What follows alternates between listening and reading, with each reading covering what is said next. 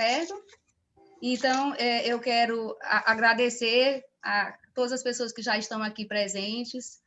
Eu sou Francimélia Nogueira, assistente social, fundadora do CRIA, que é o Centro de Reintegração Familiar e Incentivo à Adoção, que é o grupo de apoio à adoção aqui do Piauí, Teresina, Piauí, que foi fundada a partir da adoção da minha filha caçula, né? Então, eu reuni o grupo de amigos para fazer algo concreto por todas as crianças que haviam ficado lá na instituição e que a gente, então, motivou e queria trabalhar para que todas elas tivessem também a mesma oportunidade que a minha filha teve de viver e de crescer no seio de uma família, né? Sendo amada, sendo cuidada por uma família. Ela está aqui até do meu lado, porque é a minha assessora para assuntos aleatórios, como se diz, assim, para tudo. A Suzana auxilia o doutor Luiz, a Ana Carla me auxilia aqui, viu? Sem ela eu fico agoniadinha, com medo de acontecer alguma coisa. Bom, então a gente desenvolve, ao longo desses anos, a gente vem desenvolvendo vários projetos para garantir exatamente o que diz o nosso slogan, toda criança em família. A gente desenvolve projetos com as crianças dos abrigos, quando a gente faz o lazer mensal, a gente desenvolve projetos com as famílias de origem, temos também o acolhimento familiar provisório, e temos o nosso grupo de WhatsApp, que é uma troca de experiência entre pretendentes à adoção e pessoas que já adotaram. Essas reuniões, essa que está acontecendo hoje, ela acontecia presencialmente na sede do CRIA, todo último sábado, primeiro sábado do mês, às 4 horas da tarde. Após a pandemia, a gente, então, todo mundo teve que aprender a trabalhar de uma outra forma, né, se adaptar, e a gente então tem feito. E mesmo quando as coisas normalizarem, elas vão normalizar, né, a gente pretende continuar com as duas modalidades, porque aqui a gente tem um alcance maior. Acredito que todas as instituições estão tendo esse aprendizado. Então, assim, hoje é dia 1º de maio, é o mês da adoção, hoje é o dia do trabalhador, o mês de maio é considerado também o mês de Maria, o mês das mães, o mês das noivas, né? Muitas gostam de casar no mês de maio, mas é também o mês da adoção, né? O dia 25 de maio é o Dia Nacional da Adoção. Então, hoje, 1º de maio, assim, a gente tem uma alegria muito grande de ter, como eu estava falando aqui anteriormente, com todos vocês, né? Mas me dirigindo a Felipe e Suzana, da gente estar abrindo o mês de maio, né, as comemorações alusivas ao mês da adoção, onde a gente sabe que tem muitas coisas a comemorar, mas que tem muito trabalho a ser feito ainda em prol de nossas crianças e adolescentes e pelo direito delas viverem em família, mas está sendo uma alegria muito grande estar aqui com o Felipe Fernandes e a Suzana Sofia Schettini para um momento onde eles, pelos nomes que eles têm e pelo trabalho que eles desenvolvem no país, né, são referências na adoção no Brasil, terem trazido tantas pessoas para a nossa sala. Então, a gente agradece muitíssimo, Felipe, muitíssimo mesmo, de coração, a Suzana, e a cada um e cada uma que tirou, então, esse momento da sua tarde para estar aqui conosco e para conversar sobre essa situação que, para a gente, é muito delicada, que é o processo de aproximação na adoção. Eu vou agora, antes de apresentar o Felipe e a Suzana, eu vou colocar como será o nosso trabalho. Nossa reunião terá a duração de 1h30. Suzana, inclusive, tem outra atividade logo depois. Acredito que Felipe também está na correria, deve ter também. Então, a gente vai vou fazer essa abertura, depois a gente vai passar a palavra para a Suzana, na sequência para o Felipe, e vocês podem ir registrando as perguntas, as dúvidas no chat, que as meninas aqui, o apoio aqui do CRIA, vão ficar controlando essas questões, porque a gente vai ter, sim, um momento para o debate. É muito importante. Como é 1h30, a gente quer dar entre 20 e 25 minutos para cada expositor, para que, na sequência, então, a gente possa realmente bater um papo, onde vocês perguntam e nós vamos respondendo. Felipe, Suzana, qualquer coisa que tenha a ver também com a minha prática, a gente vai também respondendo o que estiver na área de cada um. Esse tema da aproximação, por que a gente escolheu esse tema agora, para esse 1º de maio, esse primeiro sábado do mês da adoção? A gente tem visto com tristeza ocorrer um aumento do número de devoluções no processo de aproximação aqui no Piauí.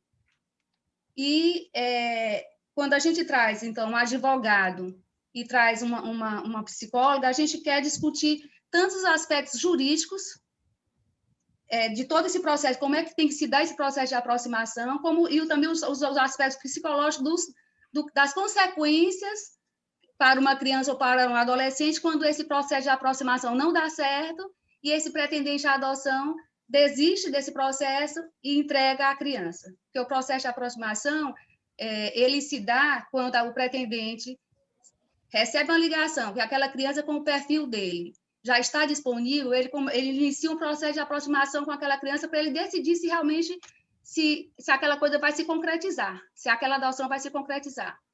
E a gente vai, então, conversar detalhadamente sobre isso aqui. Porque ele leva a criança para casa, depois de um período onde ele visita, depois leva para casa, e cada comarca tem aí o seu ritual, mas ele tem um tempo, e acredito que Felipe vai falar que deve ter também previsões na lei sobre esse tempo, mas que nesse período aqui no Piauí tem acontecido de que muitas pessoas têm entregues. A gente conversou com a equipe da Vara da Infância aqui, elas até acreditam também que possa ter algo a ver com todo esse contexto que a gente está vivendo, né? Esse contexto pandêmico, onde as pessoas estão mais enclausuradas, onde a situação, todo mundo está mais estressado, e, enfim, a gente vai falar sobre isso também. Então, eu quero apresentar a Suzana Schettini, que é mestre em psicologia clínica, psicoterapeuta, ex-presidente da ANGAAD, que é a Associação Nacional dos Grupos de Apoio à Adoção, diretora técnica da APEGA, que é a Associação Pernambucana dos GAAs, de Pernambuco, né? Coordenadora do NAPA, Núcleo de Apoio do Pós-Adoção do GEAD, que é o Grupo de Apoio à Adoção de Recife. Não é isso, Suzana?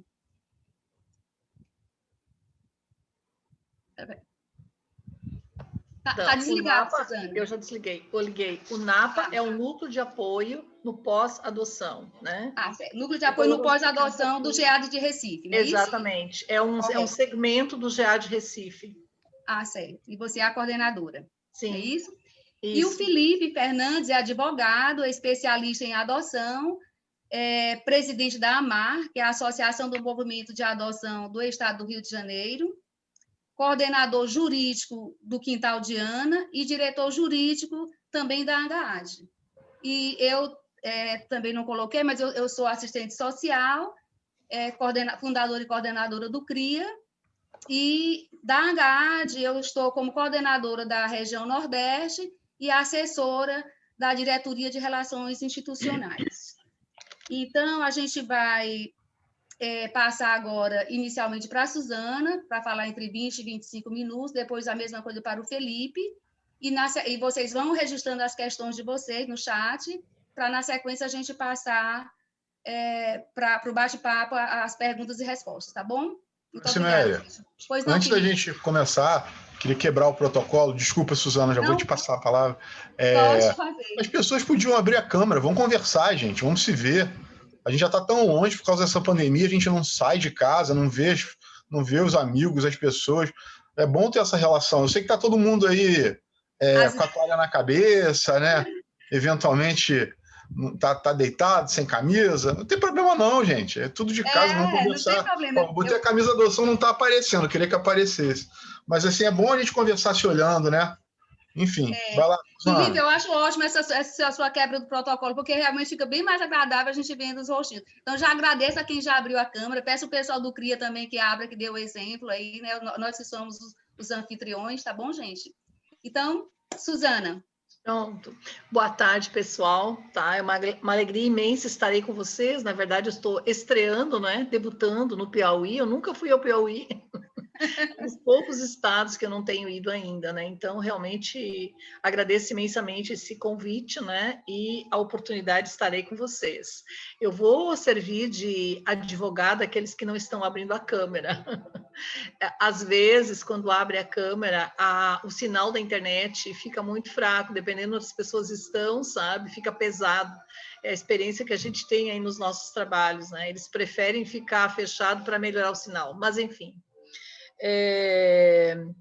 Então, pessoal, esse tema que a Francimélia traz, né, realmente penso que é a angústia nacional neste momento, né, e eu concordo plenamente, sempre foi este período de convivência, que é o encontro da criança com a sua família, né, foi assim, às vezes, né, ele se torna revestido, né, de desafios, né? A pandemia trouxe novos desafios, né? Realmente tudo que você falaste é absolutamente correto, né?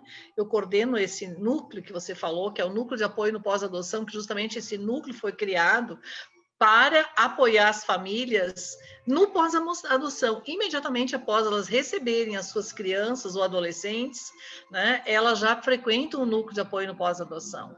E hoje, por coincidência, foi a nossa reunião mensal, né, do nosso núcleo aqui em Recife, e os relatos foram gerais, as grandes dificuldades durante a pandemia. Né? E realmente nós não estamos 100%, né? Estamos com dificuldade de enfrentar isso, imagine as crianças, tá certo? Então, eu tenho uma fala que eu fiz outro dia, né? Que o título era Fundamentos para Adoções Bem-Sucedidas. Fundamentos. O que são fundamentos? São os princípios para adoções bem-sucedidas. O fundamento de uma casa é a base, não é? Então, qual é a base para adoções de sucesso? Eu comecei a pensar muito sobre essa questão das desistências. Eu costumo chamar desistências, sabe? Porque eu acho que não dá para devolver criança, né? Então, criança não é pacote, né? Então, é desistência. Os pais, os pretendentes desistem da adoção, né? Por que isso acontece, né, pessoal?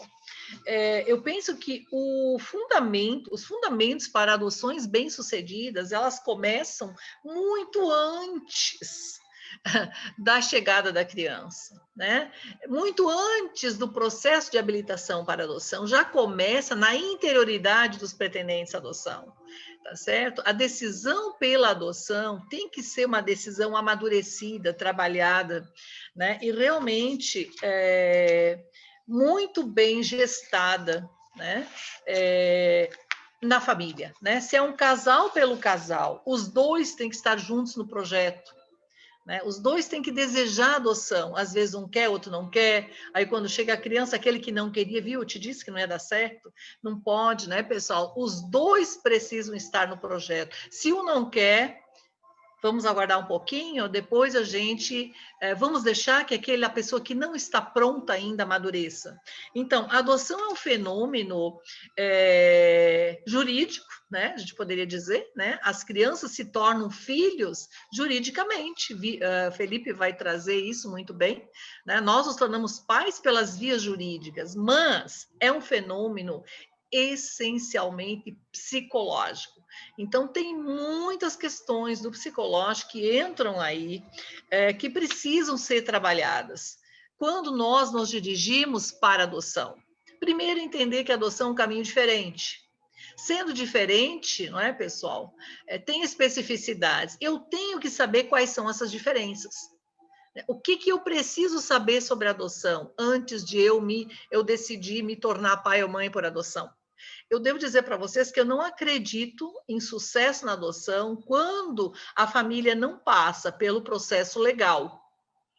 Tá? Porque se ela não passa pelo processo legal, ela já não está cumprindo esses trâmites que incluem preparação, não é? Grupo de apoio à adoção e entre outras coisas.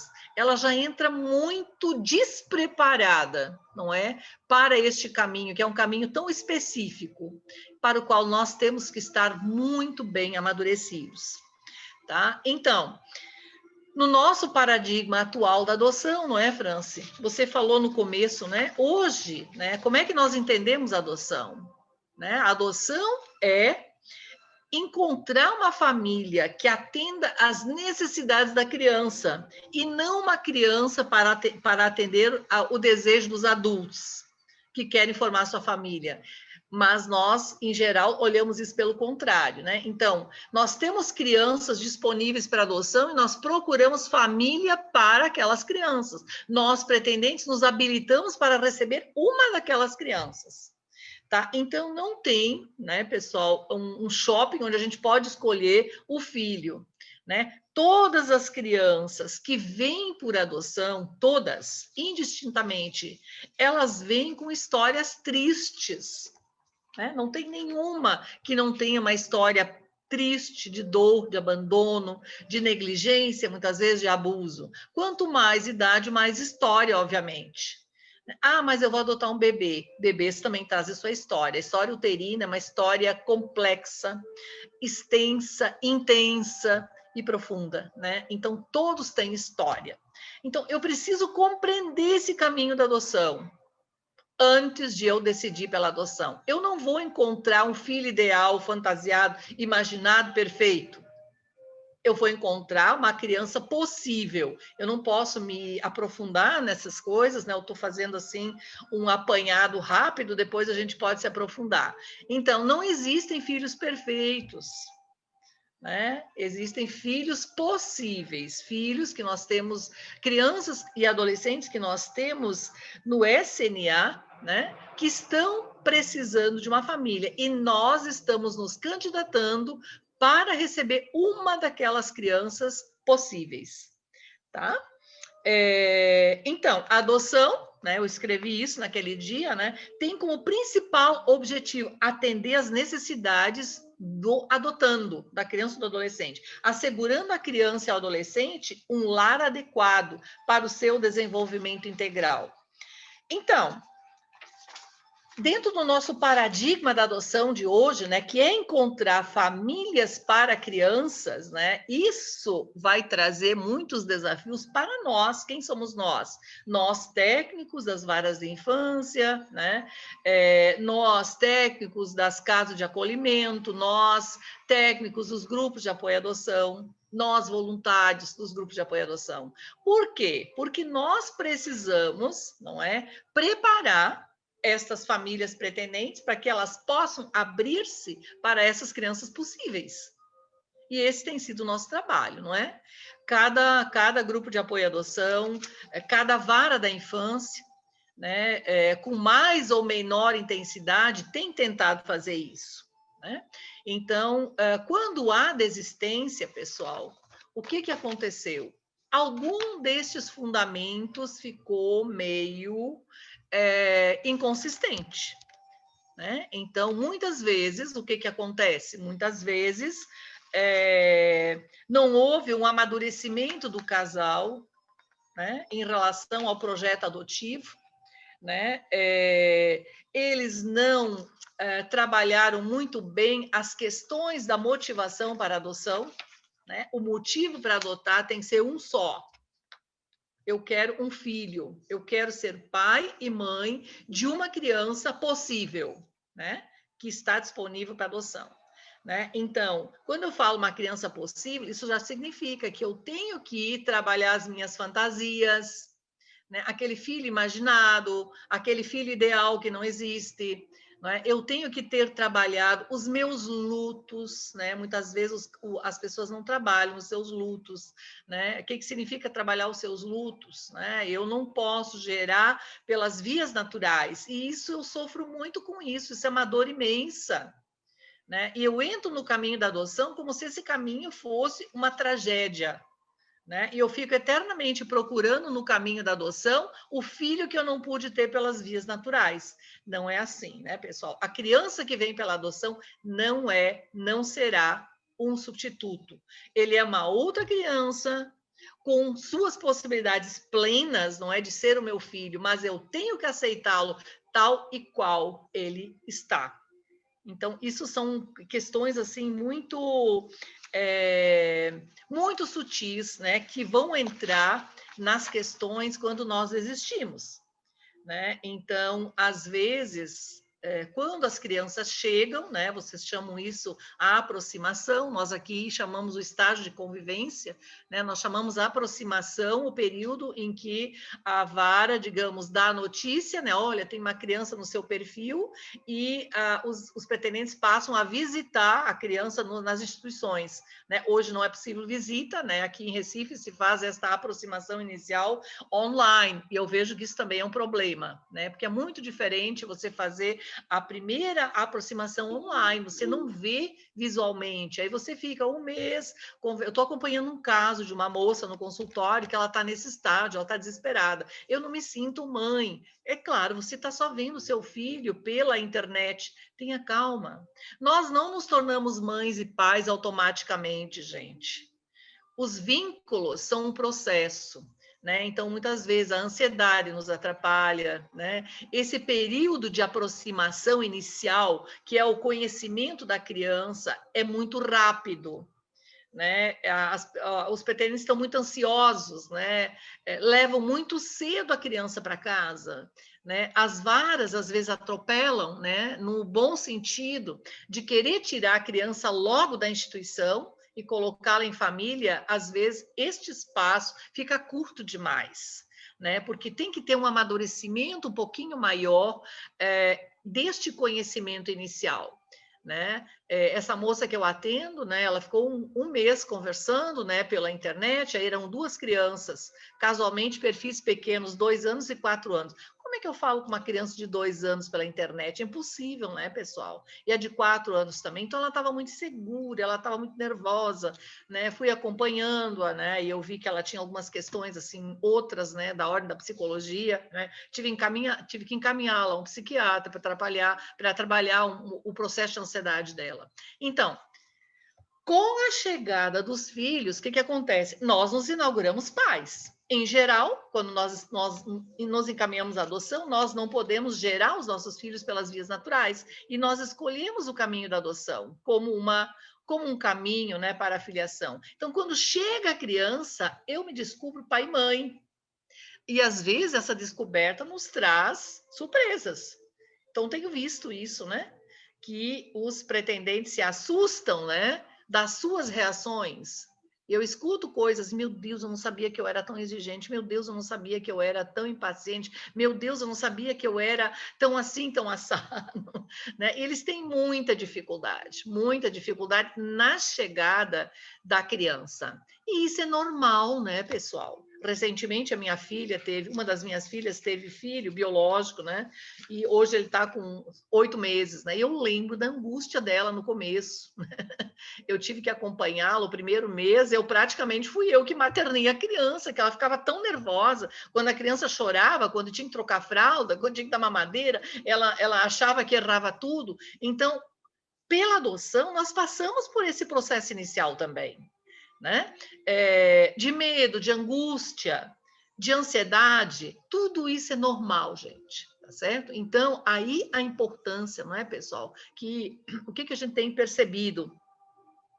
Além do preparo, que é muito importante para a adoção, né? Eu não consigo, assim, entender compreender adoções com sucesso se o pretendente não está preparado. Ele precisa preparar-se, e muito. Né? Aqui, por exemplo, a nossa vara, ela instituiu a política, tem que frequentar 4 reuniões do grupo de apoio à adoção antes de encaminhar os documentos. Eles, às vezes, ficam muito bravos com isso. Poxa! Né? Mas, se não é obrigado, ninguém vai, né, gente? Então, por que é feito isso? Frequenta o grupo de apoio à adoção, já vão tendo conhecimento do caminho da adoção, já vão amadurecendo esse perfil, né? Já vão entendendo algumas coisas, tendo alguns insights. Quando chegam na vara para o processo de adoção, o que acontece? Já estão mais maduros, mais amadurecidos. Eles só percebem depois como é importante ter frequentado o grupo antes disso. Poxa, que bom que eu fui ao grupo, porque eu tive uma ideia mais clara do meu desejo ou do meu perfil. Né? Então, um dos fundamentos principais, evidentemente, né, é o preparo para a adoção. Tem que se preparar, e não é só fazer as 4 reuniões, aqui eu brinco muito, né, doutor Hélio fala 4 reuniões, eu boto mais 5, assim, aí fica 9, por que não pode ser 9? Uma gestação não é 9, por que na adoção é só 4, né? Agora inventaram uma outra política aqui, que enquanto o filho não chega, os pretendentes precisam necessariamente, obrigatoriamente, frequentar 4 reuniões anuais do GAA e tem que mandar o papel lá para a vara, faz parte do processo. Veja, isso não é por acaso, não. Isso não é para dificultar, isso não é para criar burocracia, isso é para preparar esses pretendentes melhor, para que eles possam ser melhores pais. Porque é só na chegada da criança que a gente vai perceber como esse preparo foi importante, necessário, fundamental, imprescindível. Né? Depois eles me dão esses retornos. Meu Deus, se eu não tivesse tido, teria sido tão difícil. Então, mas não é só isso, né, gente? O preparo é imprescindível, como eu digo, né? Tem outras coisas também, né? Além deste preparo, como eu disse, a chegada da criança, ela inaugura os pais. Este apoio no pós-adoção, que é o núcleo que eu dirijo hoje, eu tenho visto como é importante. Então, nós, grupos de apoio à adoção, eu penso que cada grupo de apoio à adoção, ele precisa ter um núcleo de apoio, reuniões de apoio para pais recém-paridos, para pais recém-tornados, para pais jovens, né? Para pais de primeira viagem, para pais no começo, né? Para orientar, para ajudar, para facilitar, né? Então, eu lembro quando eu fiquei mãe de primeira vez, eu tinha uma dúvida de 3 em 3 horas. Isso é verdade, quase endoideci o coitado do meu pediatra, né? Então, os adotantes não adianta ir no pediatra, coitado do pediatra, ele entende de outras coisas, ele não vai saber responder determinadas coisas, né? De uma criança maior, ou por que o meu filho de 10 anos quer chupeta e era para ter deixado a chupeta aos 2 anos de idade. São coisas que o pediatra, coitado, não sabe. Então, os GAA são os pediatras da vez, né? Os pediatras, os ebiatras, não é? No acolhimento das dúvidas desses pais. Tem sido, sabe, Francimé, isso tem feito a diferença, o pós-adoção. Eu não sei, sinceramente, nosso pós-adoção, nosso núcleo específico, ele vai fazer agora em novembro 3 anos. Eu não sei como é que a gente sobrevivia antes. Agora que a gente tem o núcleo, né, que ele funciona, não sei como é que a gente sobrevivia antes. É fundamental. Tá? Então, este apoio no pós-adoção, que é o espaço onde as pessoas podem levar suas dores, compreender que tudo é normal. Poxa, eu estava tão nervosa com esse negócio aí, mas eu estou vendo que todas as famílias estão com as mesmas dificuldades na escola. Já me aliviei, eu sou normal. Não tem isso? Né? Às vezes não muda nada. A gente não tem nenhuma fórmula mágica, né? Hoje pela manhã ainda disse isso, né? Eu queria tanto ter uma varinha mágica para chegar em cada casa, né? E resolver o problema, né? Não, todos têm os seus desafios, todos. Cada um do seu jeito, dependendo da história da criança, do que ela viveu, dependendo da sua história pessoal. Para algumas pessoas, algumas coisas são muito difíceis, para outra, não quer estudar, tudo bem, não estuda. Para outra, ele não quer estudar, oh meu Deus, como vai ser? Então, isso tem a ver também conosco, né? Então, preparo para adoção, pós-adoção, e não posso deixar de lado uma coisa que nós temos, infelizmente, né, não prestado tanta atenção, que eu penso que é um foco que nós temos que melhorar, que é o preparo das crianças e dos adolescentes. Né? Então, eu vejo que muitas vezes as crianças não trabalharam muitas coisas. Por exemplo, elas não têm uma noção dos diferentes tipos de família, que eu acho que é uma coisa que a gente poderia trabalhar na instituição, dizer a ela todas as possibilidades de família. Famílias nucleares, famílias monoparentais, famílias homoafetivas, explicar para elas que tudo isso é natural, que é normal, que cada um tem sua família, que o importante é que a família exista, que ela ame, que ela proteja, que ela cuide. Às vezes as crianças acham assim, poxa, na minha casa não tem mãe, então a minha família não é normal.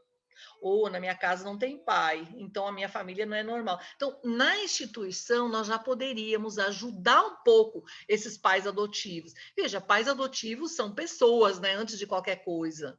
Outro dia eu fiquei até com pena de um pai adotivo, ele disse para mim, Suzana, eu pensei que eu ia ser só pai, agora eu descobri que eu tenho que ser psicólogo. Mas não, você não tem que ser psicólogo, eu te ajudo, né? Então, ele estava tão angustiado com tanta coisa, né? Então, outra coisa que poderia trabalhar na instituição, né? As crianças trabalharem a sua história. A partir do momento que elas estão direcionadas para adoção, digamos assim, nós já sabemos que aquelas crianças irão para adoção, não importa se elas estão destituídas ou não, se elas estão suspensas, com o poder familiar suspenso, ou se nós já sabemos que ela vai para a adoção, nós já podemos prepará-las para a adoção.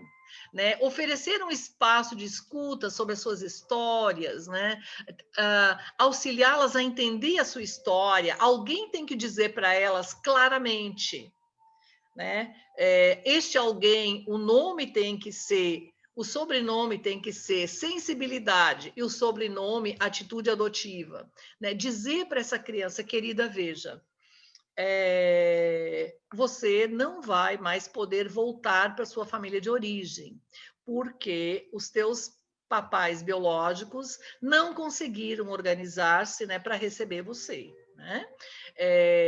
Sei lá, eles estão com dificuldades, né? Estão doentes, quando alcoolismo é doença, quando é drogas é doença, eles estão doentes, né? Eles não conseguem, não é que não querem, eles não conseguem cuidar de você, não conseguem proteger você, não conseguem dar a você tudo que você precisa para que você possa crescer e desenvolver-se bem. Então, nós vamos ter que conseguir outra família para você. Não, eu quero voltar para minha família biológica. Então, a criança já vai trabalhando na instituição esse luto, não é, pessoal? Ela vai abrindo-se para a adoção. O que está acontecendo agora? As crianças vêm para adoção, e eu tenho visto isso, não é só em Recife, né? Eu tenho conversado muito aqui com os nossos, né, técnicos, né? A gente está aprendendo determinadas coisas, né? À medida que nós vamos entrando em adoções de crianças maiores, adolescentes, determinadas coisas vão surgindo com mais intensidade, né? Então, eles podem trabalhar esses lutos já na instituição. Tem muitos projetos, eu trabalho para nós GAAs, né, pessoal? Fazer projeto para eles poderem falar sobre a sua história, né? Ser diferente é normal, escrever a sua história, perceber que todos têm uma história, perceber que ir para a adoção é muito bom, é uma outra oportunidade, vai ser um novo nascimento, né? Ajudar a criança a elaborar essa história, né? Então, senão eles chegam para a adoção com um pacto de lealdade ainda muito aflorado, né? Muito ainda achando que vão voltar para a família biológica, não entendendo que a adoção é para sempre, com resistências ao novo vínculo, tudo isso acontece, né, pessoal? Trabalhando contra, digamos assim, o sentimento, eles muitas vezes é tão forte que eles acham que eles não podem amar os pais adotivos, porque se eles amarem os pais adotivos, eles estão traindo os pais biológicos. Eu tenho que arrumar isso no consultório de vez em quando. Você não precisa esquecer sua mãe biológica, não. Não precisa esquecer sua mãe da barriga. Ela mora dentro de você. Ela fez uma coisa muito importante. Ela deu a vida a você, mas ela não pôde cuidar. Mas o teu coração é tão grande, querido. Cabe 2 mães, 2 pais. Você tem 2 mães e 2 pais. Você é um privilegiado. Mostra de um outro jeito, cria novas perspectivas para ajudar a criança, né? Então, a instituição já podia fazer isso. Então, eu defendo muito essa necessidade, né, de nós, grupos de apoio à adoção, olharmos, né, para essa necessidade de preparar as crianças. Então, gente, se alguma dessas pontas claro que a criança não muito bem preparada vai acontecer o quê? Vai trazer um peso, né, maior para os pretendentes. A gente prepara muitos pretendentes à adoção, mas somos pessoas humanas, né? A gente também não pode jogar todo o peso, né, para eles. É muito difícil, às vezes, essas crianças vêm com bastante dificuldades, né? Às vezes com transtornos, né, que são ocasionados pelos traumas da história anterior, né? Então, tem formas a gente facilitar isso, né? De diminuir a possibilidade das desistências, né? De desistir no processo. Desistir de uma criança, gente, é terrível, né? Eu tenho um caso que eu acompanho, a menina houve 4 desistências, né? Essa semana eu estava falando com a Vara, né? Eu disse, veja, não encaminhe ela para adoção novamente, né? Vamos primeiro ver o que acontece. Ajudei a encontrar uma psicóloga para atendê-la, né? Para fazer uma avaliação dessa criança, ver o que há com ela, que ela não está conseguindo adaptar-se, né? Ela não adere a regras, limites, ela tem dificuldades. Então, precisamos todos nos ajudar, né, pessoal? Então, nós prepararmos a sociedade para essa adoção de crianças maiores e adolescentes, e é aí onde acontecem as desistências, não é, Fran? Não é pouca coisa, não. Nós não podemos sair por aí, sabe, numa fantasia romântica, né? Não, agora vamos incentivar a adoção de crianças maiores. Tudo isso é possível, a gente pode, as crianças podem ser adotadas em qualquer faixa etária, né?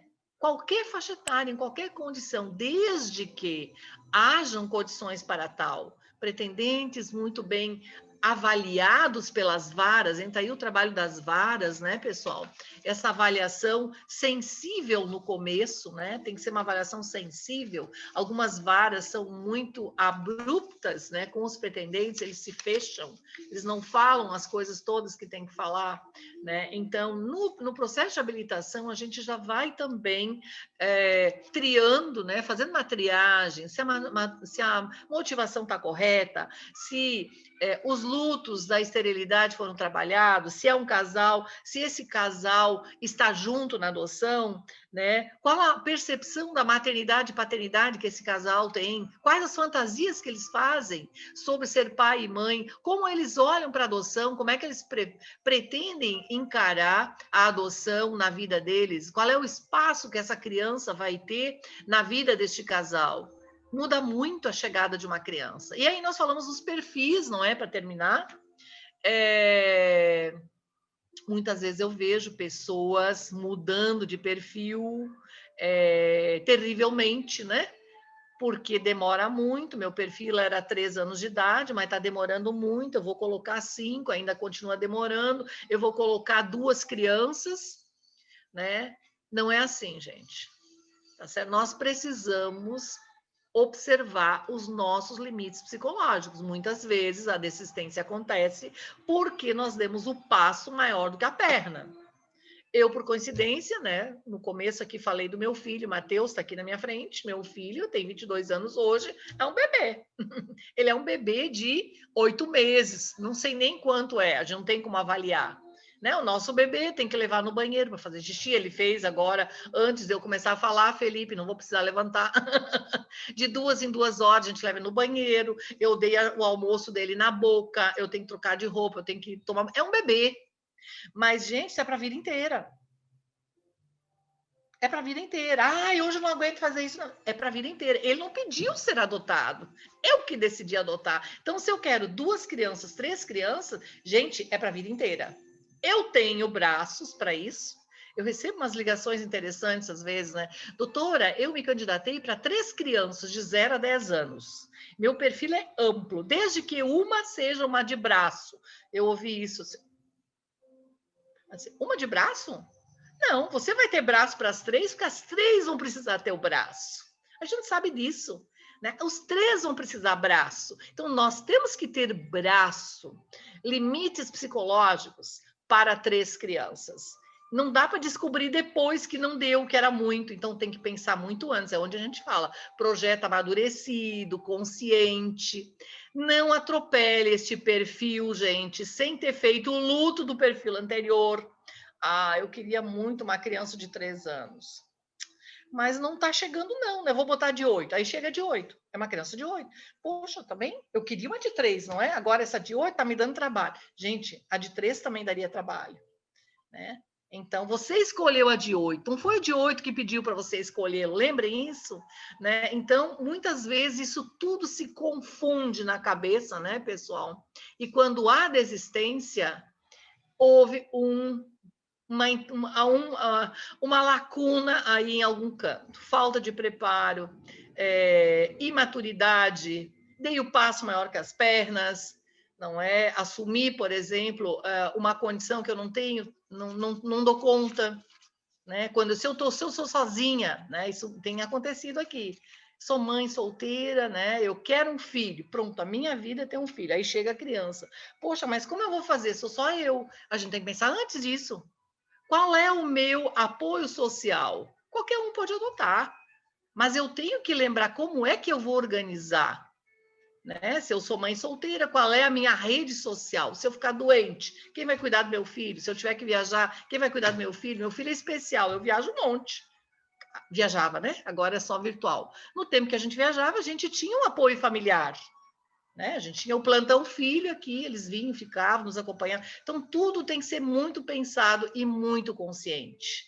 Porque desistência de criança é a coisa mais terrível do mundo. Vocês não imaginam como eles ficam quando eles são desistidos, né? Quando não quero mais não posso e tal. É terrível, gente.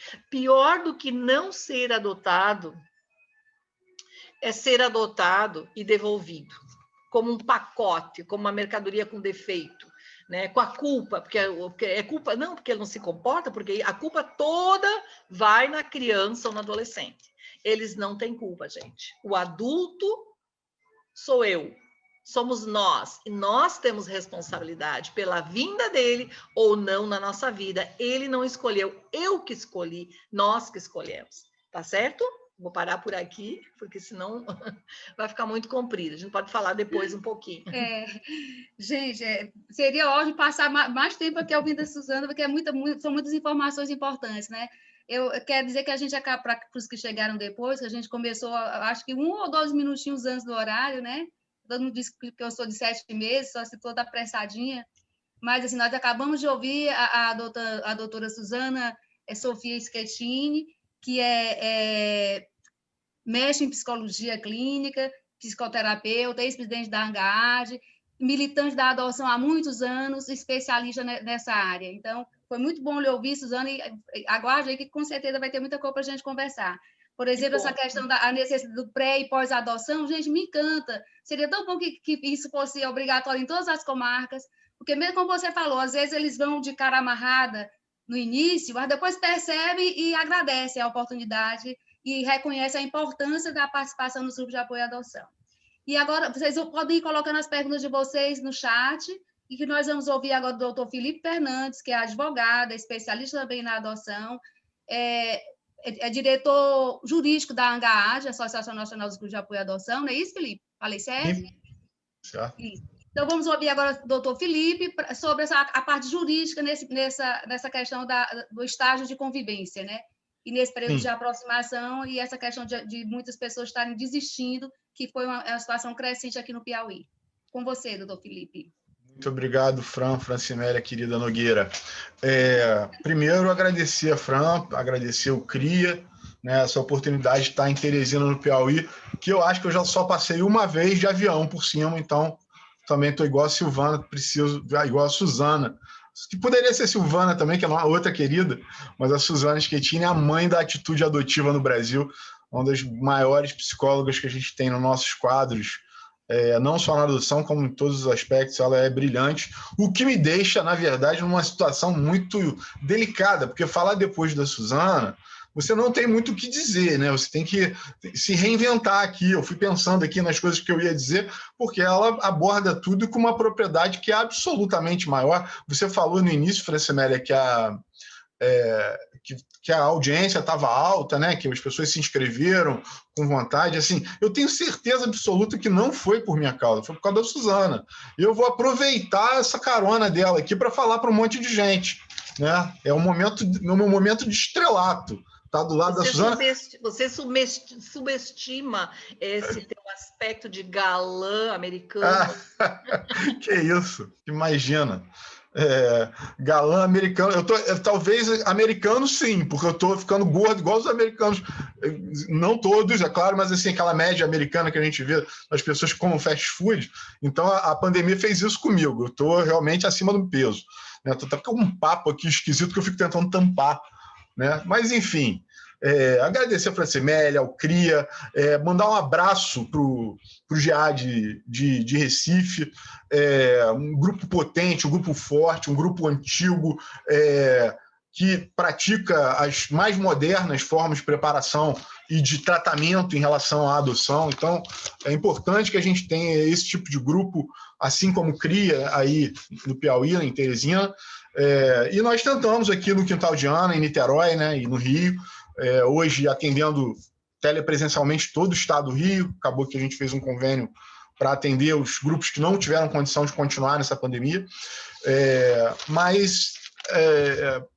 E também dizer o seguinte, gente, eu ocupo essas coisas todas que a Francimélia falou no início, Mas, na verdade, o que eu me considero é um obstetra, sabe? Eu sou um advogado que foi formado, forjado na adoção, né? Eu comecei como estagiário num grupo de apoio à adoção, que estava começando, o movimento de apoio à adoção não era muito grande, e aí, como estagiário, virei advogado, virei coordenador jurídico, virei gestor, e aí voltei para ser voluntário, né? Comecei como voluntário e estou voluntário já há mais de 10 anos no Quintal de Ana, que é o nosso grupo aqui de Niterói e do Rio de Janeiro, especialmente, que a gente tem sede física, e agora do estado todo com essas lives e com a preparação, especialmente a minha parte, a parte jurídica. Mas, como eu digo, eu, na verdade, me considero um obstetra, né? Eu faço... Oi. Só para mandar um beijo aqui para o bebê da Sofia, olha ali, ó. Olha aí, Matheus aí. Grande Matheus. Dá tchau para ele. Acho que ele ouviu a voz do Felipe, que o Felipe falou, ele veio aqui ver quem era. Olá, como vai, meu amiguinho? Tudo bem? Ele fica muito 2 legal. Minutos, já vai lá para TV de novo. Tá bom. Ótimo ter ele aqui. E um abraço também para o pessoal do APEGA, que é a Associação do Estado de Pernambuco, aí, dos grupos de apoio à adoção, muito importante em relação a isso. Peço desculpa aqui para quem é só pretendente, mas é que, como a gente é militante do movimento, a gente tem que saudar essas eventuais iniciativas dos estados. Aqui a gente tem a AMAR, né?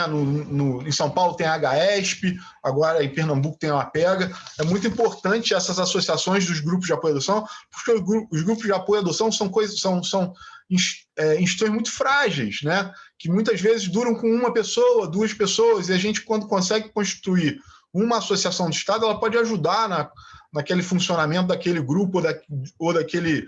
Muitos grupos que estão equipe, só tem uma pessoa e ela cuida de tudo. A gente sabe como é, quem é do movimento sabe. Então, assim, eu peço desculpa só para não ter ido direto para o ponto, porque é necessário que a gente faça essa saudação especial ao crescimento do movimento nacional da adoção de forma geral, né? Muito bom isso. A propósito, só para deixar aí já anotado, peço para alguém da equipe da Fran, coloque aí, se alguém quiser falar comigo ou quiser falar com a AMAR, eu queria deixar o e-mail da AMAR já registrado, senão vou esquecer no final, é amar.adocal, né, porque não pode ser adoção, não tem cedilha nem tio, @gmail.com. É da Associação do Movimento de Adoção do Estado do Rio de Janeiro, a gente chamou de AMAR, tá bom? Bom, vamos ao tema agora? Vamos falar sobre adoção e sobre vai ficar a questão... aqui no chat, viu, Felipe? Muito obrigado, Fran. Valeu, show de bola. Então, vamos falar sobre a questão do o processo de aproximação para a adoção, né? O processo de aproximação para a adoção, primeira coisa que a gente tem que falar, já que eu vou abordar os aspectos jurídicos, né, é falar que ele está previsto lá no ECA, né, no artigo 46. Aí eu vou ler aqui para vocês só o caput do artigo, que é o artigo em si, né, sem os parágrafos, que é muito grande, mas que fala o seguinte: a adoção será precedida de estágio de convivência com a criança ou adolescente pelo prazo máximo de 90 dias. Observadas a idade da criança, adolescente e as peculiaridades do caso. Então, nós estamos trabalhando com prazo máximo de 90 dias. Eu só faço um adendo aqui, que é importante, que é lembrar que esse prazo máximo ele pode ser aumentado por igual período se o juiz, a autoridade judiciária, né, ele entender que é necessário. Então, ele pode ir até 180 dias. Eu gosto disso. Eu pessoalmente acho que o estágio de convivência deve ser algo muito pensado, muito paulatino, né, para que o adotante e a criança ou o adolescente eles vão tendo essa criação de vínculos, né, de vínculos de afetividade, vínculos de afinidade sendo construídos. E a gente vê muito hoje a situação da ansiedade, né? O que acontece? Os técnicos das varas, o sistema de justiça, o juiz, o promotor, eles trabalham quando a criança entra no sistema pela reintegração, porque está no ECA, né? O ECA ainda é um pouco biologista, apesar de ser uma lei de vanguarda, ele ainda trabalha muito a recolocação, a reintegração de criança em família, e isso revitimiza muito as crianças, né? A criança é abandonada, depois volta, vai para uma tia, a tia não consegue ficar, volta, depois vai para um avô, enfim, o ECA manda isso e as equipes trabalham sobre esse prisma, e tem que trabalhar mesmo. A gente gostaria que isso fosse cada vez mais diminuído, no sentido não de não voltar para a família de origem se não tiver nenhum problema com a família de origem, mas que a criança tivesse direito à infância o mais rápido possível.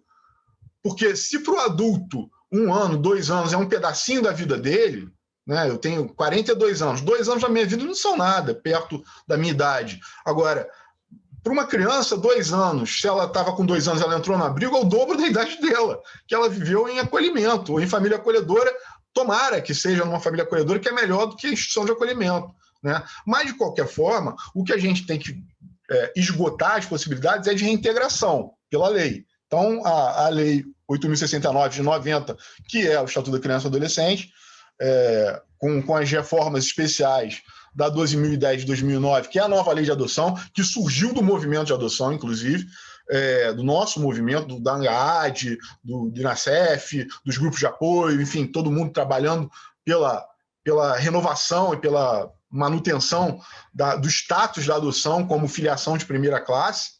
Depois, agora, mais recentemente, a 13.509 de 2017, novembro de 2017, que foi uma lei que reduziu prazos, foi uma lei muito feliz, né? Que, por exemplo, o prazo máximo de acolhimento de uma criança agora era não existia primeiro, aí quando veio a 12.010 foi para 2 anos, e agora é de 1 ano e 6 meses, né? Então, assim, a gente tem tido evoluções legislativas, mas a gente ainda sente essa questão do biologismo arraigado ali no nosso legislador. E a gente gostaria que esse legislador fosse um pouco mais solto em pensar, especialmente no primeiro sujeito de direito que a gente tem na Constituição brasileira. Está lá no artigo 227 da Constituição escrito que só tem prioridade absoluta a criança, adolescente e o jovem, né? Em especial, lista lá vários direitos fundamentais, em especial a convivência familiar e a convivência comunitária. Mais especial ainda, familiar. Porque a convivência familiar ela é imprescindível para o crescimento sadio de uma criança, de um adolescente. Especialmente, nós temos agora o marco da primeira infância, o marco legal da primeira infância. Então, com o marco legal da primeira infância, a gente sabe que aqueles 72 primeiros meses são de fundamental importância. Não que não dê para resgatar uma criança que tenha mais de 6 anos, que são os 72 primeiros meses. É claro que é importante, mas cada mês, cada dia de acolhimento é como se fossem dias. Você conta. Tem uma conta certa, a Suzana vai saber, mas assim, é como se fosse uma semana sem você fora da sua família.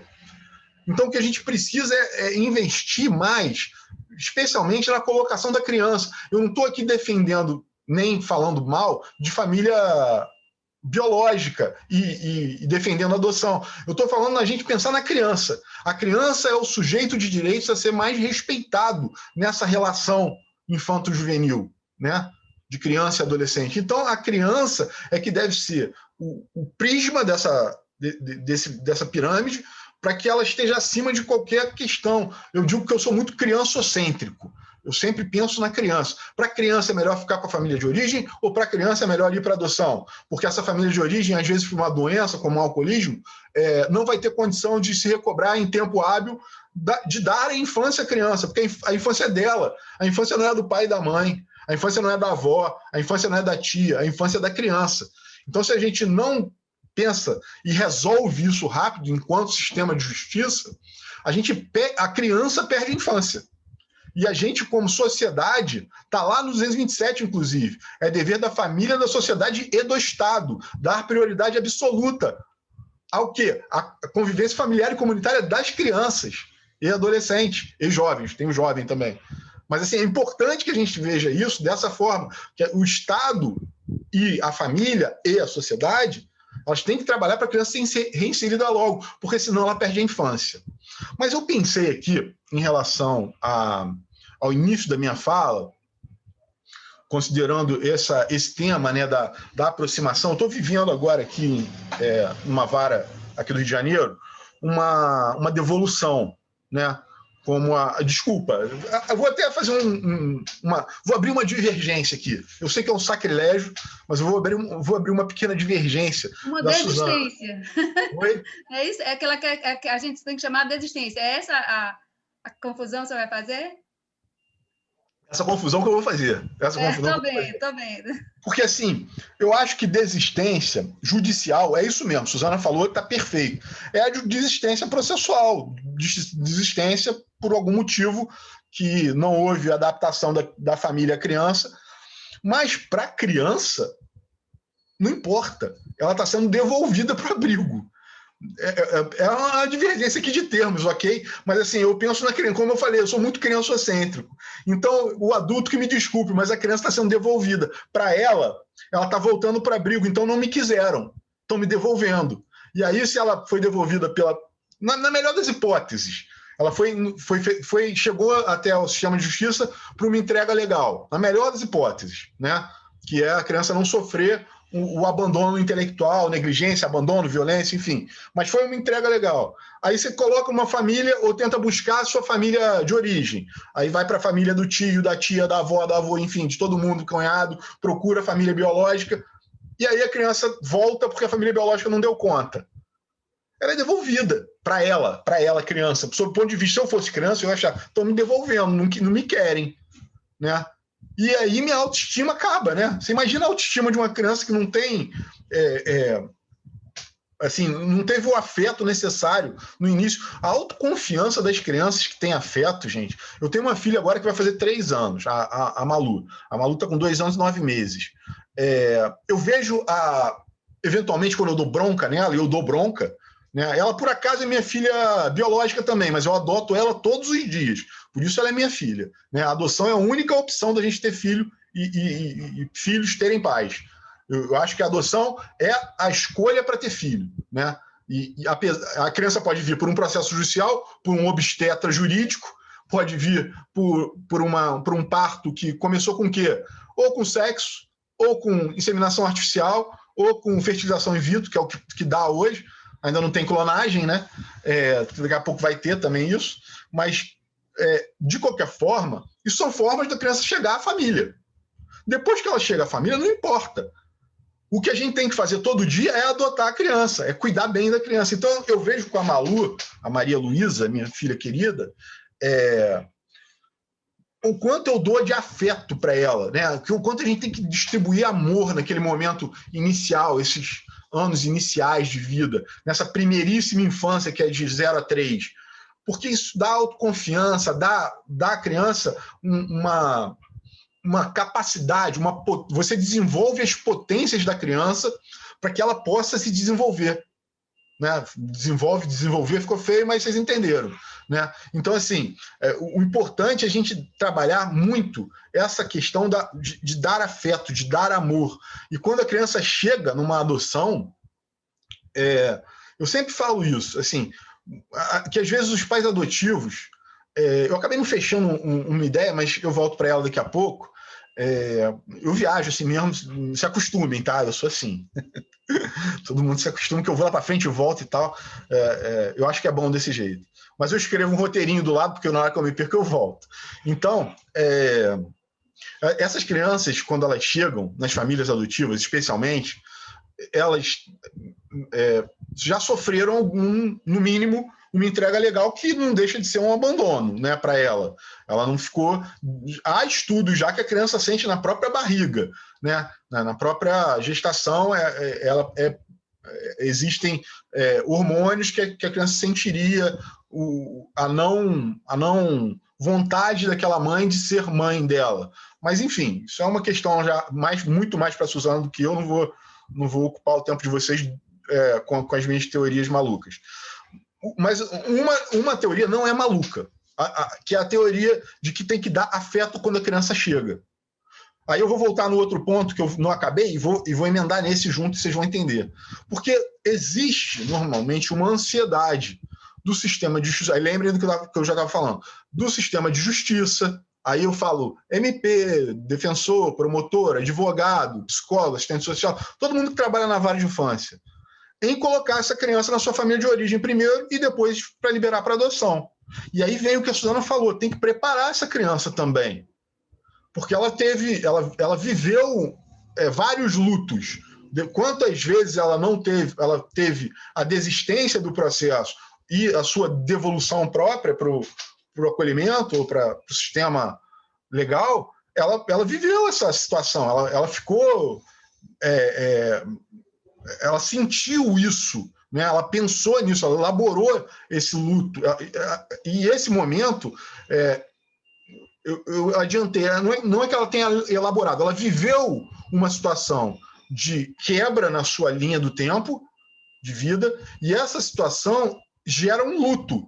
E esse luto tem que ser trabalhado para que ela possa se inserir na próxima família, ou na própria família de origem, se for ida e volta para a família de origem, com o entendimento mínimo daquela situação. É claro que a gente não está falando de bebê aqui, né? Bebê pequenininho, mas, como eu disse, há estudos que falam até de que a criança sente alguma coisa na barriga. Mas, especialmente as crianças um pouquinho mais com consciência já de quem são, do que viveram, a gente tem que pensar nessa situação. E a preparação tem que começar antes para elas. Porque aí vem um habilitado que está ansioso, óbvio que está ansioso, gente. Todo mundo que se habilita para adoção, você passa pelo processo de grupo de apoio à adoção, aí varia de lugar para lugar, de vara para vara. Aqui no Rio, cada uma tem sua... A média de 4. A média que eu vejo no Brasil, que eu vou perguntando, sou curioso, e vou estudando, vou perguntando para os colegas de grupo de apoio à adoção, é de 4 encontros que fazem para fazer uma pré-habilitação, né? Que é o momento anterior. A gente chama aqui em Niterói de grupo reflexivo, preparatório para adoção, porque a gente não acha que a gente ensina ninguém a ser pai e mãe, então a gente não dá curso. E aí, esses 4 encontros, eles não são... Você não dá todos os aspectos psicológicos, jurídicos, sociais para essa pessoa. Eles são preparatórios e convidam a pessoa a entrar no tema. E depois a pessoa passa pela avaliação, propriamente dita, que é o processo de habilitação, que te avalia para ver se você está preparado ou não está preparado para receber uma criança. Se aquela família ali tem capacidade de receber criança. E aí essa pessoa entra no Sistema Nacional de Adoção e Acolhimento, que veio à luz agora com o provimento 289 do CNJ, que criou o Sistema Nacional de Adoção, mudando do Cadastro Nacional de Adoção, que era o antigo. Então, quando você entra no SNA, é o momento que você vai poder ser chamado a partir daquele momento. Só que, normalmente, as pessoas não são chamadas rápido, porque o perfil delas não é um perfil amplo para a criança. Então, o perfil que é mais restrito, ele normalmente demora para você conseguir ser chamado. Porque você quer uma criança até 4 anos, normalmente uma criança só, sem doença, sem irmão. Então, esse perfil é um perfil que todo mundo quer. Por todo mundo querer, o que acaba acontecendo é que tem uma fila. Eu não gosto de chamar o Sistema Nacional, nem o cadastro antigo, nunca de fila. Eu acho que isso, assim, a fila só existe quando existe uma criança concreta destituída ou suspensa do poder familiar. Antes disso, está todo mundo dentro de um banco de dados, que hoje tem 35 mil pessoas, 30 mil pessoas. Tem 30 mil pessoas. Então, assim, hoje, com 30 mil pessoas no banco de dados, depende do perfil de cada uma, o tempo que vai levar para ser chamado. Isso só vai concorrer... As pessoas que concorrem efetivamente numa fila, quando você tem um perfil exatamente igual ao do outro habilitado. E na sua localidade, porque o cadastro ele funciona, o cadastro, o sistema, ele funciona primeiro na localidade, depois ele abre para o Estado e depois ele abre para o nacional, busca ativa e internacional. Acabou aqui minha mão aqui na tela, vocês veem. Então vai aumentando, vai ampliando. Então, essa pessoa que está habilitada, ela passa por um processo de ansiedade que é absolutamente natural. É claro que nos grupos a gente tenta trabalhar essa questão, explicando que naquele momento que você entra no grupo de apoio à adoção, sua gestação adotiva está começando. Então, a gente tem que ter o tempo da gestação adotiva, que é diferente, né? Que não é o da barriga crescendo, né? Ele cresce mentalmente, cresce no coração, cada um gosta de falar de um jeito, mas basicamente você está gestando mentalmente. E aí é igual para homem e mulher, isso é legal, né? Pensar nisso. Na adoção não tem diferença, né? O homem e a mulher vão passar pelo mesmo processo igualzinho. Não tem barriga de ninguém, então ninguém é mais pai, ninguém é mais mãe, ninguém é mais... os dois têm as mesmas ansiedades e dificuldades e facilidades também, né? Então, nesse ponto, o que acontece é a pessoa muitas vezes passou um tempão tentando engravidar naturalmente, seja casal, seja pessoa solteira, ela quer ser pai, ela quer ser mãe, e não conseguiu. Lógico que casais homoafetivos, monogâmicos, não vão poder também, né? Então vão ter que partir para a adoção também. Então, mesmo sendo hétero, sendo homo, as pessoas passam por isso. E isso causa naturalmente uma questão de ansiedade. E a ansiedade vai para o processo de adoção. E aí temos esse processo: grupo de apoio, avaliação, habilitação, Sistema Nacional de Adoção, e aguardar a sua vez de ser chamado para o seu perfil. E o seu perfil, às vezes, é um perfil mais restrito, o que é normal, e ninguém tem que mudar de perfil para sair correndo para ser o primeiro, porque senão a gente vai ter a questão da desistência ou da devolução. Porque você pensa, aí vou fazer um parêntese, depois vocês me voltam para o ponto, porque isso é importantíssimo de ser dito. É o seguinte: a gente muda perfil, porque o pessoal do grupo de apoio à adoção falou, olha, se você tiver um perfil mais alto, e a gente estimula mesmo, né? Estimula responsavelmente, claro, mas a gente fala, olha, se você tiver um perfil maior, você tem maior probabilidade de ser chamado. E outra coisa, essas crianças mais velhas, que já viraram adolescentes, mais de 12 anos, né? Até 12 são crianças, de 12 para cima são adolescentes até 18, elas estão no cadastro, tem 5 mil lá, 5 mil crianças e adolescentes, mormente adolescentes, porque criança ainda tem entrada no perfil das pessoas. Então, nesse ponto, se você tem um perfil mais aberto, com certeza a sua espera será menor. Agora, essa espera, e aí que eu abro parênteses, ela tem que ser, ou melhor, a montagem do perfil, ela tem que ser responsável. Ela tem que se adequar ao quanto de afeto e de carinho e de amor você tem guardado no seu peito para aquela determinada criança. Porque na adoção a gente tem a possibilidade, diferentemente da filiação biológica, de escolher um monte de coisa, até meio desagradável, né? Hoje o pré-cadastro, quem quiser olhar, vai lá no site do CNJ, no SNA, tem lá aberto o pré-cadastro, você faz um pré-cadastro para ir para a vara depois. Lá tem o perfil, aí você escolhe a criança, o perfil da criança. E qual é o perfil da criança? É uma criança de tal etnia, de tal sexo, de tal idade, de uma idade até aqui, até lá, se comporta irmãos. Mas isso tem que comportar aonde? Na vida de vocês. Na vida de quem vai habilitar, de nós, que queremos adotar. E não pensar assim, eu quero ser rapidamente pai.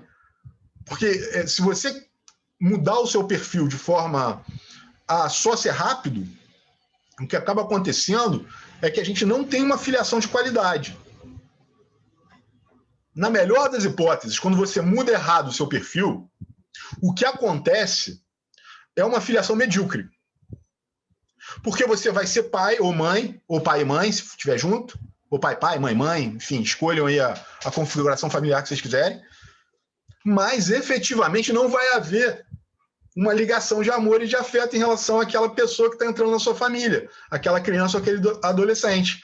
Porque você só abriu o seu leque para ser mais rápido, mas você não estava preparado o suficiente. Eu concordo plenamente com a Suzana quando ela diz que 4 encontros não é nada, 4 encontros é muito pouco. A gente precisava de muito mais preparação para as pessoas chegarem já mais amadurecidas para a adoção, com essa ansiedade, obviamente, que existe, porque ela é do tempo, mas com uma coisa mais maturada intelectualmente. Então, a primeira solução, a primeira situação que gera uma adoção de uma criança, ou de 2, ou de 3, que a pessoa não tem o perfil, não fez o perfil correto, é no mínimo uma filiação ruim, né? Uma filiação que você não consegue criar vínculos de filiação, de afetividade, afinidade, de amor, de carinho, de afeto. E, por outro lado, aí a parte mais, talvez, mais crítica. Não que essa de ter filiação medíocre não seja horrível, né? Porque a criança não é filho, você não é pai, e vocês vão levando até ela fazer 18 anos. Agora, a segunda é muito mais grave, juridicamente, que é a questão da devolução, né?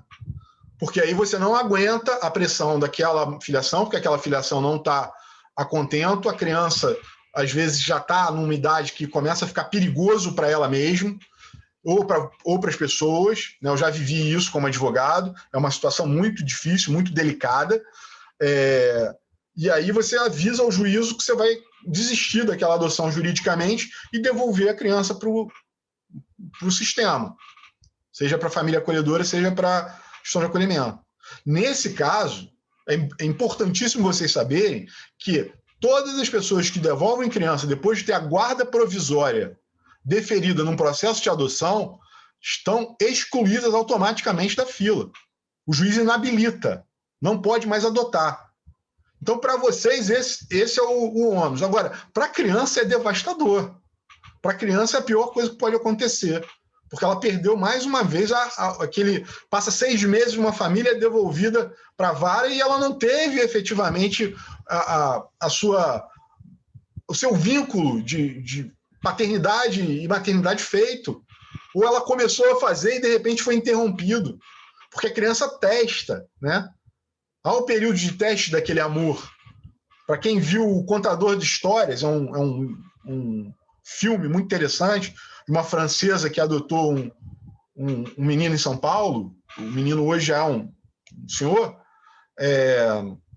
Conta essa história do teste, fala sobre a questão dos testes que a criança faz, porque ela quer saber, depois de um tempo, primeiro tudo é festa, a criança chega, tudo é festa, é afeto, é amor, né?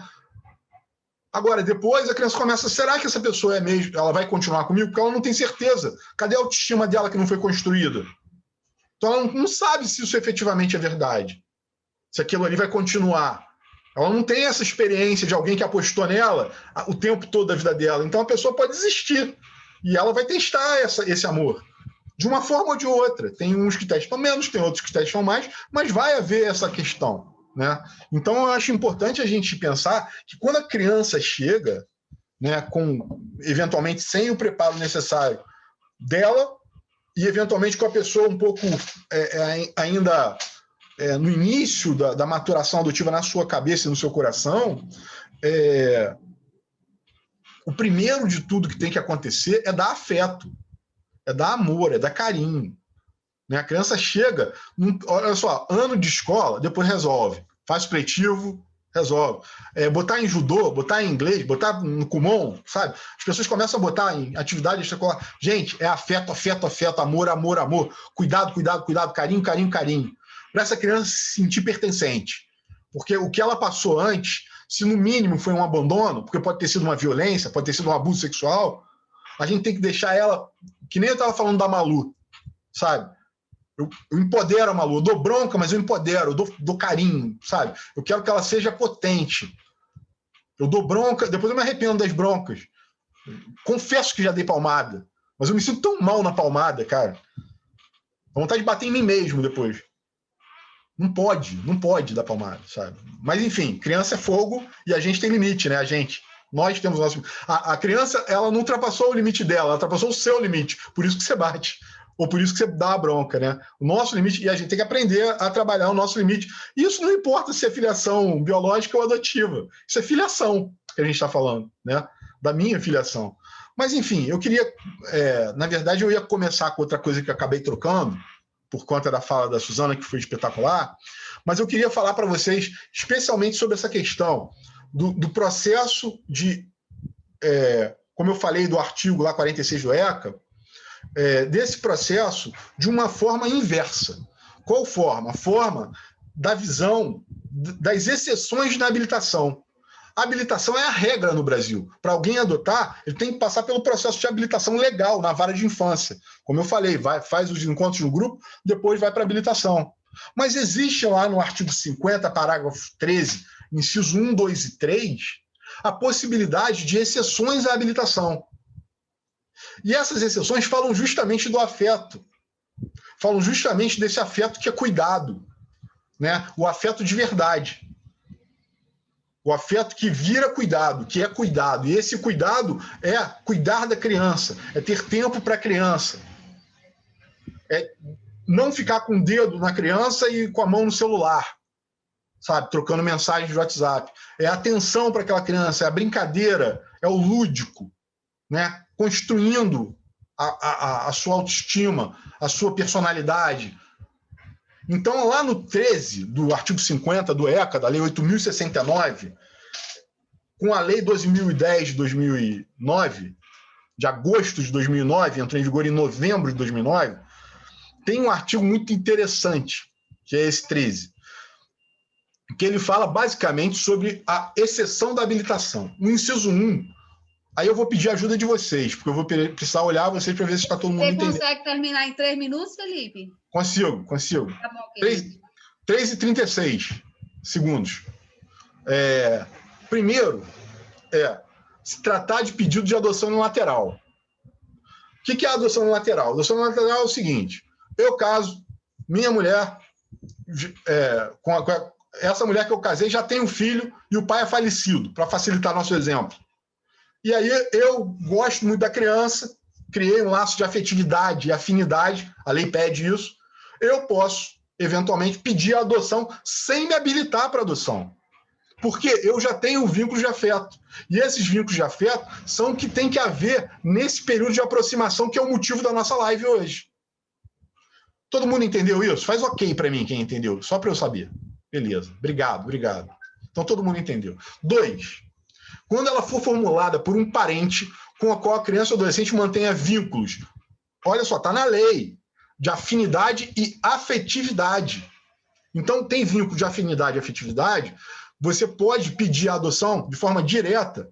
E aí eu vou dar o exemplo. Em vez de ficar falando do artigo, eu vou dar o exemplo que aí vocês entendem melhor. É assim, eu tenho uma irmã, é verdade, Júlia. Júlia teve a filha dela com o marido dela, Helena. Então, eu não posso adotar minha irmã, isso é proibido pelo ECA, e meu avô não pode me adotar. Isso aí só serve como informação para vocês. Mas em relação a esse exemplo do inciso 2 do 1350 lá do ECA, que é a exceção da habilitação, quando ela for formulada por parente. Então, eu posso adotar a filha da minha irmã. Minha irmã tem uma filha chamada Helena, também é verdade. Minha irmã, por algum motivo, não pôde ficar com a Helena, teve que estar com um problema de saúde, enfim, qualquer problema. Eu pego a Helena e posso cuidar da Helena um tempo, com a anuência dela, e aí eu posso pedir a adoção. Passou um tempo, eu criei vínculo de afinidade e afetividade. A mãe não teve condição de recobrar isso. Eu posso entrar diretamente, como parente consanguíneo que sou, entrar diretamente com pedido de adoção. Mas lembrem, de novo, o ECA fala em vínculos de afinidade e afetividade. O parente que não tem vínculo de afetividade e afinidade com a criança não pode fazer isso. Ou não deveria poder. Porque tem juízes que ficam procurando, na suspensão do poder familiar, na ADPF, ação de extinção do poder familiar, ficam procurando a avó do outro estado, tio do outro estado, aquele parente biológico. Gente, se a pessoa não tem vínculo de afinidade e afetividade, é exatamente a dar para a primeira pessoa da localidade no seu perfil no cadastro, porque ela não conhece a criança. Então vai para adoção, pelo amor de Deus. E vamos para o 3 para acabar. Entenderam o caso da Júlia e da Helena, né? Eu, Júlia e Helena. Então, Helena pode ficar comigo, mas não vai ficar não. Eu sou até padrinho dela, mas não vai ficar não, porque minha irmã vai continuar cuidando muito bem dela. No inciso 3 é o mais complicado, eu vou tentar ser mais rápido para Francimélia não me cortar, e nem puxar minha orelha. É aquele pedido quando tem guarda legal da criança maior que 3 anos. E desde que o lapso temporal de convivência da pessoa com a criança prove que há laço de afinidade e afetividade de novo. Então, o estágio de convivência, lembrando agora para o estágio de convivência ou o período de aproximação, tem que criar o quê? Ele tem que criar laços de afinidade e afetividade para poder virar adoção. Porque já há uma previsão grande aqui no ECA, de 3 hipóteses, de até na exceção da habilitação, você poder pedir a adoção. Então, a gente volta para a aproximação de uma pessoa habilitada com uma criança, nesse estágio de convivência ou de aproximação, como o Francimélia falou, e se foi criado o laço de afetividade e afinidade, é o próximo passo você entrar com a adoção e pedir a guarda provisória. E aí não vai ter devolução, não vai ter desistência. E aí esse processo vai correr até a destituição do poder familiar dos pais biológicos e a adoção propriamente dita, constituída por sentença, e vai ter uma nova certidão de nascimento para a criança com o seu nome, com o nome dos seus pais, com os sobrenomes da criança trocados, eventualmente, num caso ou outro, até o prenome. Pode-se trocar, mas não é indicado trocar nome de criança que já sabe o próprio nome, né? Mas aí, Suzana fala muito melhor que eu também. Só para ver se todo mundo entendeu, eu vou abrir aqui a minha grade. Então, o inciso 3 fala sobre guarda legal. Isso é importante. De criança maior que 3 anos, com vínculo de afinidade e afetividade. Então, a guarda legal, ela causa muita confusão, porque as pessoas acham que é pegar a criança e ficar cuidando 3 anos, com 3 anos seguidos com a criança. Mas não. É a guarda legal de uma criança que tem mais que 3 anos, ou adolescente, obviamente, porque o adolescente tem 12, né? No mínimo.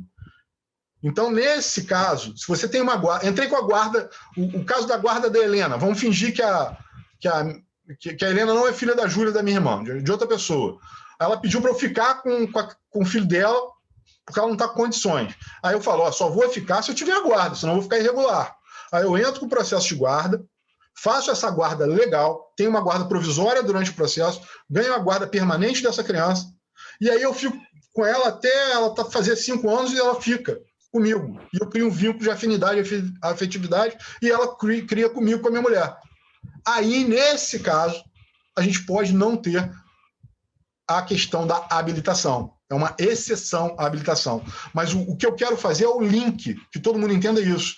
Os vínculos de afinidade e afetividade na aproximação, no estágio de convivência, tem que ser criados, pelo menos o início desse vínculo, para a equipe técnica da vara, poder conscientemente passar para o juiz que está dando certo aquela aproximação e a pessoa poder entrar com o processo de adoção. E aí pede a guarda provisória liminarmente. Enfim, vou parar por aqui, senão eu falo demais. Beijo. Francimeira esqueceu de dizer, eu sou Vasco. É importante no meu curso. Excelente, Felipe. É difícil fazer só em 1h30, né? É porque, assim, primeiro eu só quero, antes de passar para a Sofia, vou colocar primeiro as perguntas da Sofia, porque ela tem que sair da Suzana. Suzana Sofia. Tem Sofia no teu nome, né, Suzana? Cadê ela? Tem Sofia. Suzana Sofia. Aí, eita, vou colocar primeiro as perguntas dela, porque ela vai sair 5h30. Mas eu quero, antes de passar as perguntas para a Suzana, colocar assim, da importância desse artigo 50, Felipe, que você se refere, e dessa questão do biologismo, né? Porque eu aqui no Piauí, nós presenciamos concretamente a situação de um assistente social sai lá de São Paulo, vem aqui atrás de uma avó, de uma criança que está lá no abrigo em São Paulo, que nem conhece esse neto, que não tem vínculo de afetividade nem de afinidade com esse neto. Ou seja, isso significa exatamente o biologismo é acreditar que quem está na fila de adoção não teria condição melhor do que essa avó que não tem nenhum vínculo, nem tem, talvez nem interesse, já cuida de vários outros netos, de cuidar dessa criança. Enfim, isso é algo muito sério que se tem que discutir com firmeza, realmente. Bom, pergunta para a Suzana. A guideline para os dois, mas eu vou passar inicialmente só para a Suzana e vou fazer a segunda pergunta para a Suzana. E aí você já anota as 3 perguntas para você, Suzana, para fazer numa fala só. Pode ser? Pode ser. Porque aí a gente acredita que a gente ganha tempo assim. Então, sei. Suzana, pela experiência de você, pela sua experiência, como você vê, essa também vai ser para você depois também, viu, Felipe? Pela experiência de vocês, como veem a forma como as varas da infância estão atuando nesse processo de aproximação hoje? É uma pergunta da Edline. A outra pergunta para Suzana. Qual, a seu ver, a pergunta da Ana Carla, qual, a seu ver, é o principal problema que leva um pretendente a desistir da adoção? E uma outra pergunta do Silvio para a Suzana, que é, quando um paciente chega ao seu consultório demandando, se sentir incomodado pelo fato de ser filho adotivo, o que pode se operar frente a essa demanda? Qual a sua abordagem teórica? Então, tem essas 3 questões para você e depois tem mais perguntas para o Felipe. Pronto. Com você. Então, o que leva os pretendentes, né, a desistir da adoção? Né? Dentro das minhas observações, ao longo da minha prática, é sempre perceber, não é, que aqueles filhos que chegaram estão demandando demais. Né? Às vezes são projetos de adoção inconsistente, como eu tentei dizer, né? Eles fantasiaram um filho ideal, uma situação ideal, tipo aquele casamento assim, então casaram e ficaram felizes para sempre. Sim, felizes para sempre, mas o ficar felizes para sempre tem muitos desafios, né? Nessa trajetória do casamento. Relacionamentos não são fáceis, né? Então, um relacionamento para dar certo tem muito investimento afetivo, né? Você tem que investir naquele casamento para dar certo. Então, quando os filhos chegam, transforma a vida do casal. Em geral, são pessoas que não tiveram filhos, estão casados há muito tempo, né? As crianças chegam, modificam toda a rotina familiar, eles precisam modificar completamente os seus hábitos de vida. Às vezes, como eu disse há pouco, né, eles não estão juntos no processo de adoção, um quer, o outro não quer, aquele não quer, aquele que não quer lava as mãos, você que quiser adotar, agora se vire. Isso é péssimo, né, pessoal? Então, quando há desistência, em geral, houve um preparo inconsistente. Tá? A pessoa entrou numa fantasia, ela não tinha uma noção do que seria o processo educativo de um filho. Um filho sempre dá trabalho, né? Felipe falou da filhinha biológica dele, aqui nós temos 5 filhos, cada um do seu jeito, todos dão muito trabalho. Então, ter filho é um projeto na vida da gente. Né? Eu tenho que ter tempo, disponibilidade. Aí eu escuto, não, porque eu não tenho mais tempo para nada, a gente não tem mais vida, agora é só filho, a gente não consegue ir para canto nenhum. Veja, a chegada de um filho vai modificar determinadas coisas. Então, quando há desistência, evidentemente, né, que sempre tenta se dar a culpa para a criança. Não, eles dão muito trabalho, esse menino tem um transtorno, não dá, não se adequa a nenhuma regra, é muito difícil, é muito complicado, né? Mas se você vai fazer análise, né, profunda da situação, houve uma inconsistência naquela parte, né, que eu coloquei anterior, né? Uma inconsistência no seu preparo pessoal, né? Nos seus lutos biológicos, nas minhas fantasias, né? Houve um preparo inconsistente a nível de buscar informações sobre a adoção, né? Houve uma dificuldade com a pessoa que talvez não esteja preparada para ser pai e mãe, né? Talvez, né? Felipe também falou muito do perfil, né?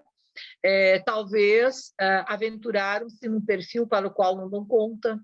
Né? Eu vejo aqui em Recife, tem muita gente adotando adolescentes. Adolescente é uma fase bem complicada para adoção. É possível adotar adolescente? Sim, mas eu tenho que ter consciência das demandas. O adolescente é aquele ser que chega, né, com vontade de ir embora. Veja só, né? Os adolescentes, eles têm uma tendência natural a quererem descolarem-se dos pais, a buscar o seu processo de autonomia e independência. É uma fase assim que eles são a favor do contra, muito pelo contrário, né? Então, aqueles pais que estão desejosos, né, de serem pais, de darem afeto, receber afeto, mas às vezes ficam chocados com aquele adolescente que não quer sair do quarto, que não quer sair do celular, que não quer conversar com o pai, né? Então, que é uma questão própria, né, dos adolescentes. Então, por que desistem? Porque não estavam prontos para a paternidade e maternidade. É a grande maioria das respostas. Às vezes, também já aconteceu aqui, né, na adoção de adolescentes, o adolescente não quer. Eu desisti, eu não quero mais não, eu queria ser adotado e não quero mais não. Por que ele não quis mais não? Eu acho que ele nunca quis, né? Então, ele não conseguiu trabalhar o seu luto, né, o seu pacto de lealdade em relação à família biológica, faltou um preparo mais adequado dele na instituição, porque nós fazemos uma ideia, né, de que todos querem ser adotados, que todos querem ser adotados, todos os adolescentes. Tem uns que não querem, gente, eu tenho que aprender isso. Alguns adolescentes não querem ser adotados. Né? Eles querem ficar na instituição, tem 15, 16 anos, por mais 3 anos, e procurar uma política. Né? Então, na adoção de adolescentes, eles também têm que dizer sim. Né? Então, esta necessidade também de um preparo mais intenso, não é para a adoção, de nós darmos o desejo. Né? Uma vez eu atendi um caso e a menina disse, eu não quero ficar com essa família, nunca quis ser adotada. Mas por que você aceitou, então, ser adotada? A adolescente que quis voltar.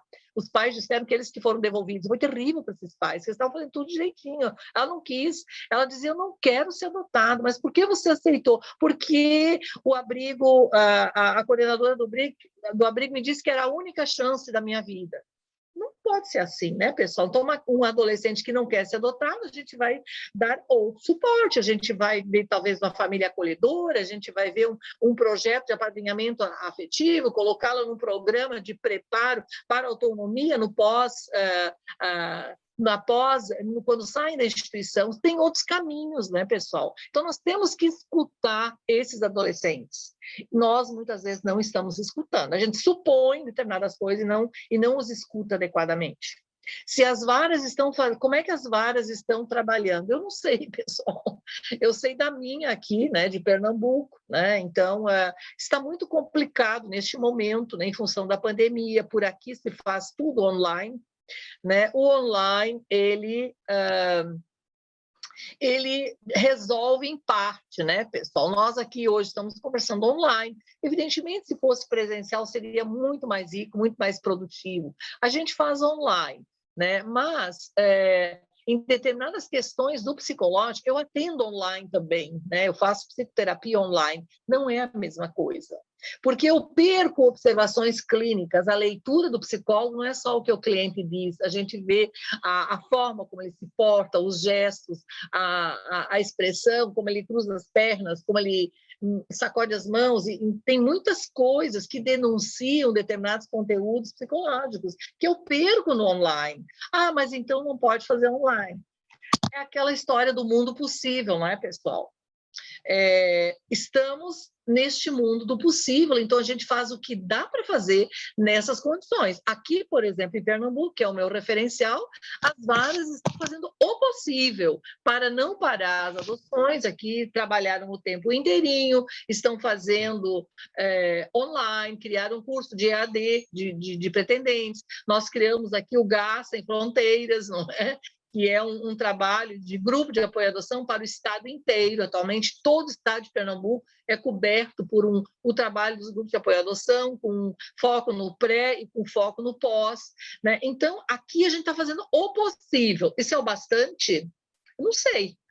Talvez não, né? A gente tem casos, né, de desistência, que a gente viu que faltou alguma coisa. Ontem estava falando com uma pessoa da vara do interior, né, e a gente faz o que pode, né, o que sabe, nas condições que tem, é o que está acontecendo agora, né? Enfim, então eu não sei responder por outros locais, mas eu acho que eu sei que é mais ou menos a mesma coisa.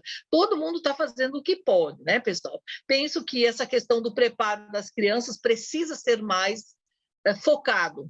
A nível de Brasil inteiro, eu acho que nós não estamos escutando adequadamente as crianças. Penso assim, tá? Posso estar errada, mas é um sentimento que eu tenho, pelo que eu tenho visto.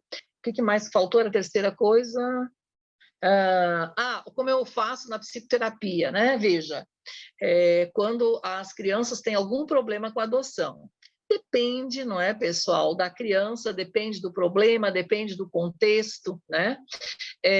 A minha abordagem, né? Eu gosto muito da abordagem psicanalítica. Eu não sou psicanalista, tá? Não faço psicanálise, mas eu uso a teoria como linha de fundo do meu trabalho, porque nesta abordagem, tanto eu quanto o Luiz, nós encontramos respostas mais consistentes para a adoção, né? Nós, no universo adotivo, não é? A psicanálise entende o ser humano como um produto, né, de uma história vivida, né? E é exatamente isso que acontece na adoção, né? Nós temos conteúdos inconscientes, né? Eu falo, né, que as crianças veem mesmo bebês com história, né?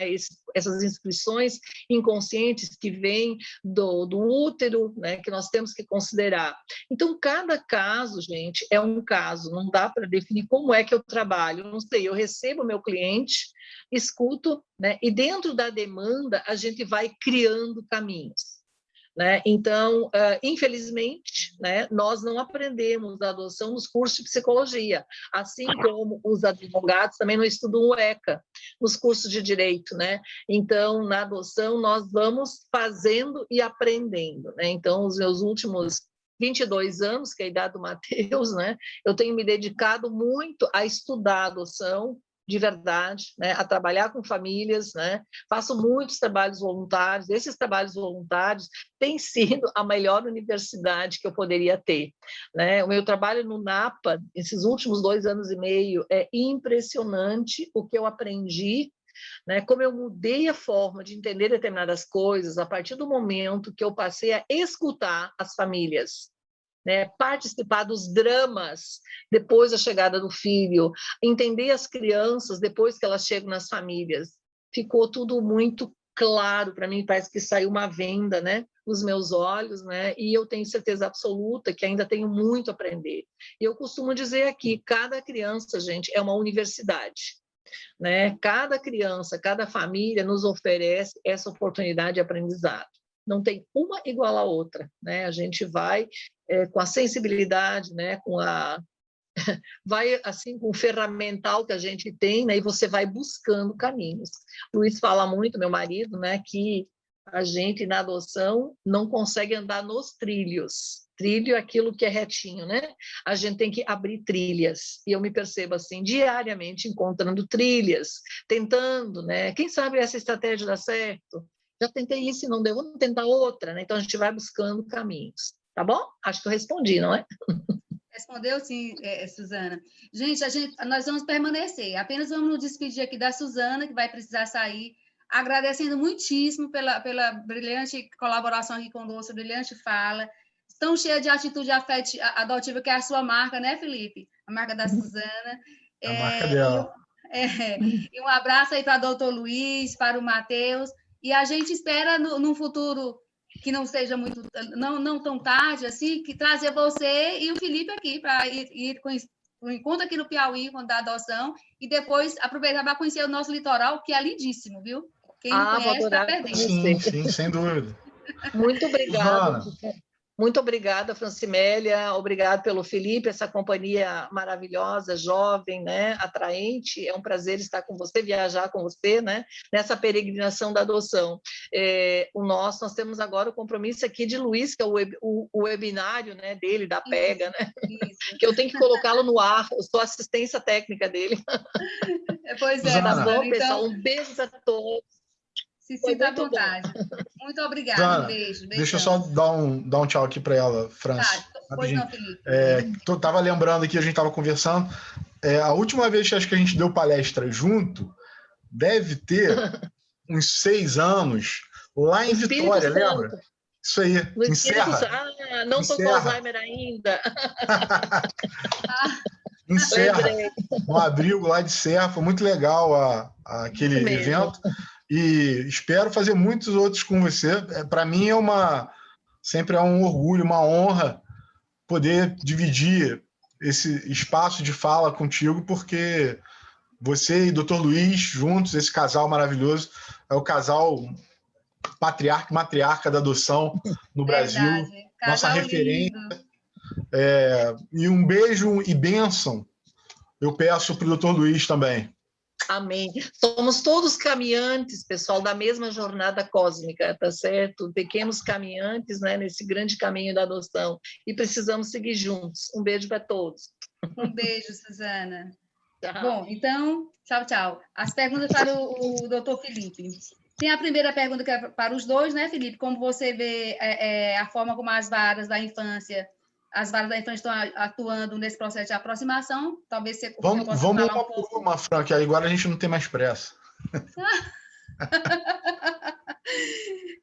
Como é que acontece em Rio de Janeiro e Niterói? Né? Como é, Felipe? Eu quebrando seus protocolos todos. Quebrando os protocolos. Eu que gosto de começar na hora certa e terminar na hora certa, hoje eu não vou conseguir. Desculpa. Não, tudo bem, Felipe. Mas, olha, nós estamos ainda com 56 pessoas, tá? Vamos lá. Que legal. Obrigado, A outra pergunta, que é da Ana Carla, Felipe. Qual foi a primeira? A primeira é como é que acontece aí no seu estado, como é que a vara da infância está atuando no processo de aproximação. Sim. Segunda... Posso ir uma por uma? Pode, então tá. Obrigado, te agradeço. Que depois eu não lembro a segunda mesmo, vou ter que perguntar de novo. Tudo bem. Então, assim, como é que está o processo de aproximação? Depende da vara. Não tem uma regra absoluta. Aliás, não tem uma regra absoluta em lugar nenhum, né? Assim, a aproximação tem aquele prazo que eu falei no início, lá no artigo 46 do ECA, 90 mais 180, mas o que eu acho é que as mais importante do que a gente diagnosticar cada uma delas é assim, a gente pensar no que deveria ser, né, no que é o ideal. Porque assim, eu acho que, especialmente adoções um pouco mais complexas, seja por conta do perfil da criança, ou das crianças, se forem irmãos, seja por conta do adotante, eles têm o período de estágio de convivência, ele tem que se dar até a construção inicial dos vínculos de afeto e de afinidade. Se não houver isso, eu acho que é melhor esperar um pouco mais, mesmo porque assim, o que rege toda a justiça da infância é a doutrina da proteção integral, são o princípio do melhor interesse da criança. Então, assim, eventualmente esses prazos que são muito fechados em relação ao que tem que fazer, menos especialmente os em relação à destituição do poder familiar, que esses que eu acho que tem que ser aplicados, porque eles hoje não conseguem ser aplicados porque são prazos pequenos e o judiciário não consegue dar conta disso, né? Então demora mais do que devia. Mas esse prazo aí de aproximação ou de estágio de convivência, ele tem que ocorrer de forma a construir o vínculo para a criança. A criança é o teto, a criança é o objetivo. Se ela não tiver ainda com um vínculo, mas o vínculo está começando a acontecer, você espera mais um pouco. E assim deve ser em qualquer lugar, sem assodamento, sem colocar a criança rápido na família, sem mudar o perfil. Seu perfil é até 9, tem a criança aqui de 10. Calma, então a pessoa topa, tudo bem, eu topo mais de 10. Mas faz o estágio de convivência mais paulatino, né? Desde quando esses vínculos começarem a surgir, aí sim entra com o processo de adoção. Porque, como eu disse, o contrário disso, né? Você entra com a adoção rápido. Está todo mundo com pressa, né? Não tive filho, fiquei esperando no cadastro, 5 anos, 6 anos, a vara me chamou, ansiosa para também colocar aquela criança. Aí você vai e em 3 dias entra com uma adoção. Quando você recebe a guarda provisória para a adoção, você não pode mais voltar atrás, nem a criança. Quer dizer, a criança pode não querer ser adotada, isso acontece, aí é outro papo, que a Suzana estava falando. Mas, assim, eu quero dizer, você não vai poder mais desistir dessa adoção. Então, assim, que seja construído esse vínculo paulatinamente, com segurança, com esmero, com acuidade, né? A palavra certa, com acuidade. Aquela cuidade, a percepção de todos os aspectos de vinculação. E aí isso vai efetivamente para a adoção. Então, assim, está acontecendo de uma forma... e aí eu vou falar do Brasil inteiro, porque como diretor jurídico da ANGAAD, estou trabalhando no Brasil inteiro. Dou consultoria o tempo todo. Então, eu acho que... assim, isso é fato. Não adianta ninguém chegar aqui para vocês e falar assim, olha, acontece assim, e é assim que deve ser. Não existe isso, porque cada juiz pensa de um jeito, cada juiz tem uma discricionariedade dentro da sua vara para fazer um ou outro tipo de abordagem. Então, vai acontecer de uma forma... Aqui, eu, por exemplo, estou em Niterói. Do outro lado aqui da Poça d'Água, que é a Baía de Guanabara, tem o Rio de Janeiro. No Rio de Janeiro tem 4 varas. As 5 varas trabalham diferente. Niterói e as 4 do Rio. Tem sua forma. E cada criança tem seu tempo também, né?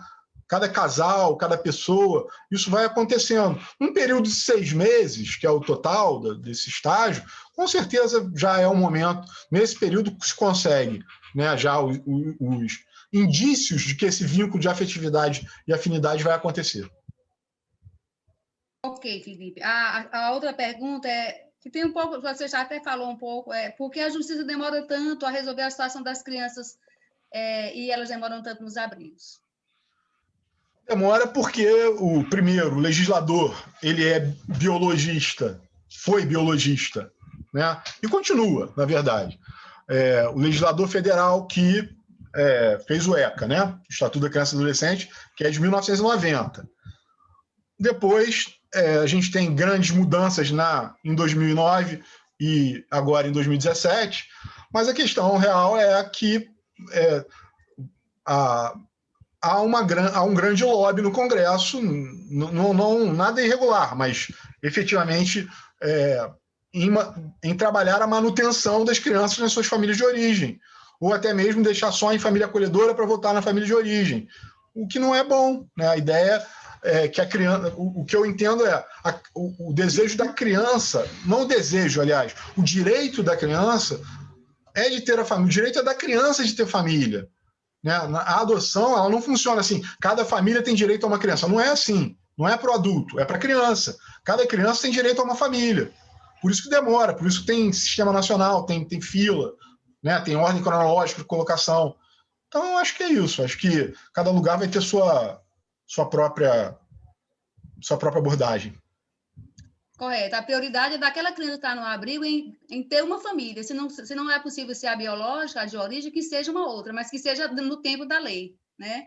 E o que está acontecendo é que muita gente acredita que a criança pode esperar indefinidamente lá no abrigo a família de origem se reorganizar. E isso não é justo com as crianças, não é isso? Assim, o prazo mínimo, Fran, e nisso é legal a gente falar, o prazo mínimo dado pelo ECA são aqueles 18 meses que eu falei, né, que é 1 ano e meio, para acolhimento. A criança entrou no sistema, sofreu lá uma violência, e aí teve várias audiências concentradas nesse tempo, né, que acontecem, essas audiências, e aí não teve a possibilidade, nesses 1 ano e meio, em voltar para sua família de origem. Se não pôde voltar para a sua família de origem, o Ministério Público tem 15 dias para entrar com a ação de destituição do poder familiar, que é para romper o vínculo daquela criança com a família de origem. E esse processo, pelo ECA também, tem um prazo de 120 dias para correr, com uma extensão de 60 dias para eventual recurso. Então, se a gente pegar esse tempo todo, o máximo de tempo que a criança deveria passar acolhida sem ir para adoção, né, sem ir para uma família adotiva, é de 1 ano e meio, mais esses 6 meses do processo, que tem que acabar em 180 dias, no máximo, 2 anos. Hoje, a média nacional de tempos de destituição do poder familiar, ela está entre 5 anos e meio e 7 anos e meio.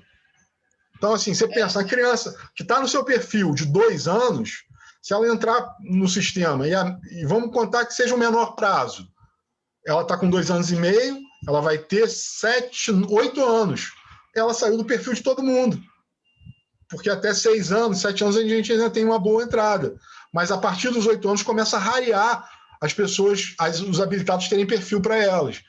Então, o nó da adoção está justamente aí, na destituição acontecer no tempo que a lei prevê. É algo que eu sempre repito nas minhas falas. Aliás, 2 coisas. Uma, que a maior carência que as nossas crianças vivem é a carência de afeto. Você falou muito bem sobre essa questão do afeto, assim como a Suzana. E o principal nó, porque gostam muito de culpar os pretendentes por conta da questão do perfil. Isso não é verdade. O principal nó é judiciário em não resolver no tempo da lei os processos das crianças, e elas ficam crescendo lá dentro. A última pergunta, Felipe, da Luana para você, ela coloca assim: doutor Felipe, além de serem retirados do cadastro de adoção, o adotante que desiste, opta pela desistência, recebe alguma outra penalização, tal como pagamento de indenização por danos morais? Muitas vezes, sim. O Ministério Público entra com uma ação, né, seja pelo... Aí o nome da ação varia, né? Cada Ministério Público, cada promotor entra com um tipo de ação, mas é basicamente isso. Entra com uma ação de danos, vamos lá chamar disso, né? E aí pede uma quantia em dinheiro, um pagamento de um acompanhamento psicológico. Então, é muito provável quem devolva. É claro que existem casos de exceção, né? Assim, quando já aconteceu comigo, a Suzana falou, eu lembrei. Eu tive um caso agora de um adolescente que não quis ser adotado. Na hora da audiência, gente, que situação, vocês não imaginam isso. Porque estava tudo certo, as pessoas queriam adotar, era um casal de mulheres, queriam adotar, o menino foi para a audiência, foi virtual nesse caso, já estava na pandemia, E aí ele falou que ele não disse. Aí teve uma insistência do juiz, do promotor e tal, e acabou que ele falou que não. Essas pessoas não têm... assim, aí, nesse caso, elas não têm culpa, porque elas querem adotar ele ainda, mas elas não têm culpa da negativa da criança. Elas tentaram o que elas puderam e chegou num momento que ficou impossível. Enfim, mas a pessoa que devolve... Tem gente que devolve, chora muito, não aprende matemática. Aí tem mais que tomar um processo mesmo, pagar um dinheirão e bancar a criança, porque aí é falta assim, é falta de responsabilidade. Não vou nem falar falta de preparo na adoção. A pessoa não ter mínimo de discernimento para ver o que está fazendo na vida daquela criança, daquele adolescente, que já não tiveram a vida fácil até ali. Então, por isso eu digo, mantenham seus perfis na possibilidade real de afeto de vocês. Não mudem o perfil porque vocês eventualmente vão ser mais rápido, porque senão pode acontecer isso. E aí, isso é a pior coisa que tem para a criança. E quando é a pior coisa que tem para a criança, o sistema ainda tem essa situação. O sistema é meio vingativo. Então, o sistema vai te inabilitar e vai te colocar lá uma ação de danos, de indenizatória, com outros afazeres, enfim. E nesse caso, eu concordo com o sistema. Peço desculpa aqui para os habilitados, mas eu acho que se você não é um adulto preparado, que está... e não há uma condição como essa da criança não querer, né? Enfim, então você não se preparou o suficiente para adotar. E aí você não devia estar ali. Ok. Gente, Luana, você está me ouvindo? Você tem algum comentário das pessoas que você queira fazer referência, algo assim? Algum dos presentes que acrescenta, que nós estamos agora com... Alguém acabou de se despedir, lamentando... Pois não, Luana, fale. Eu separei aqui alguns comentários.